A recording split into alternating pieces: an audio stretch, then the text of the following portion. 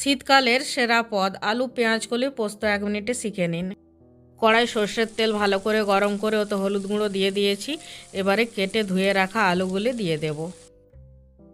এবারে স্বাদ মতো নুন ও হলুদ গুঁড়ো দিয়ে খুব ভালোভাবে আলুগুলো ভেজে নেব।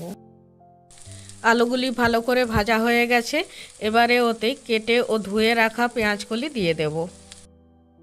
এবারে ওতে দিয়ে দেব পেঁয়াজ কুচি ও চেরা কাঁচা লঙ্কা, স্বাদ মতো নুন, হলুদ গুঁড়ো দিয়ে আলুর সাথে খুব ভালোভাবে ভেজে নেব। ভালোভাবে ভেজে ওতে পোস্ত বাটা দিয়ে নাড়াচাড়া করে নিয়েছি। এবারে জল দিয়ে পোস্তটা রান্না করে নেব। পোস্তটা হয়ে গেছে, এবারে নামিয়ে নেব। অবশ্যই বাড়িতে একবার ট্রাই করুন। রান্না কেমন হলো কমেন্টে জানান, আর লাইক শেয়ার ও সাবস্ক্রাইব করতে ভুলবেন না। টাটা।